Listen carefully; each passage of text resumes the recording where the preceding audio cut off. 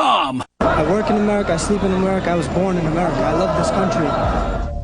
But unfortunately, there are also those Muslims that hold more radical views. Islam will dominate. That's what it will be. These groups are not Al-Qaeda, they're not Hamas, they're not Hezbollah, and most of them are nonviolent. But they still want to replace American law with their version of Sharia, Islamic law. We want to see Sharia here, and it will be. The flag of La ilaha illallah, Muhammad Rasulullah, will be, inshallah, in the White House if that's what we choose to be. That was a clip from the new documentary, The Third Jihad, Radical Islam's Vision for America. The film looks at whether Muslim extremists are threatening America and the West. Joining us now, the narrator of this film, the president of the American Islamic Forum for Democracy, Dr. Zuhdi Jasser. Dr. Jasser, is it your contention that we're in danger of being taken over by Islam and Sharia law?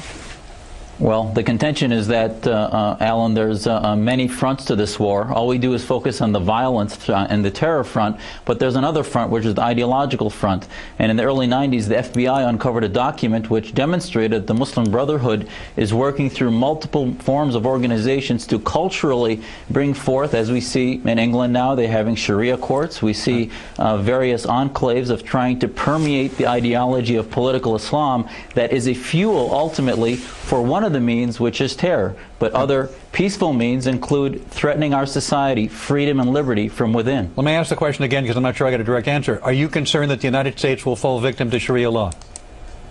I'm concerned that there will be enclaves of Muslims communities that will be allowed to have their own courts that could be problematic when it's compared to the UN Declaration of Human Rights and the U.S. Constitution and our Bill of Rights. So, yeah, I think that is certainly one of the fronts of this conflict that we need to pay attention to. So we're going to have communities where Islam has its own courts in violation of our criminal justice system in this country. You predict that's what's going to happen? That's what's happening in England, and I hope it's not going to happen in the U.S. I hope that, you know, listen, I love my faith. I'm a devout Muslim. I'm doing this because I believe that America needs to understand the conflict of ideas and that there are many aspects to Islamic law that need to be modernized, that need to be brought into the 21st century. And without the attention to these ideas in films like The Third Jihad, we won't get there. You put out DVDs of your previous film to 17 or 12, I think it was, actually, swing states as newspaper inserts in the Greensboro News and Record, or Charlotte News and Record. No, actually, it was Greensboro. The publisher put out a statement saying this was fear-mongering and divisive, which is why he would not include it in his newspaper. Do you understand what he's saying? Alan, listen, I was involved in The Third Jihad. The producers made the film you're talking about, which is Obsession, and that film was vetted on Fox, it was vetted on CNN. You showed it, and now because people want to attack the messenger, and instead of dealing with the message, you want to divert it into dealing with the ideas, and that's what we're really talking about, is dealing with the reality that these are Muslims saying this, and it's a threat if we don't deal with the ideas and reform our faith from within.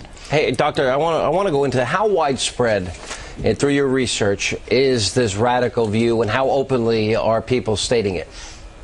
You know, I firmly believe that the vast majority of Muslims want to advocate for a liberty, freedom-based Islam. It's probably about 5 to 10%, but if you look at the numbers, that's a number that we need to deal with. And, you know, we've had over 30 attacks against the United States since 9/11, and these attacks are going to continue to regenerate themselves unless we start to focus on the fuel, which is the ideology of radical political Islam. Are we infiltrating these radical groups enough, in your view, in terms of our law enforcement?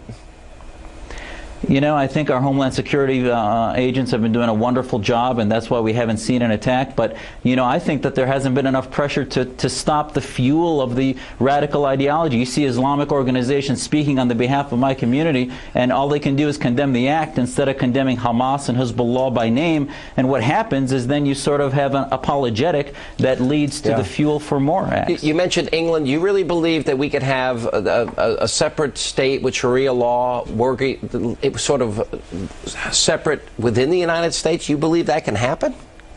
It's not a separate state, Sean, but it is really the allowance of ideologies where you see women's rights abused, you see gay rights abused, you see the inability to have freedom of speech. Muslims like myself that like to ask and question authority are tribalized, marginalized. Thank you, Doctor, for being with us. And coming up, our good friend, country singer Hank Williams.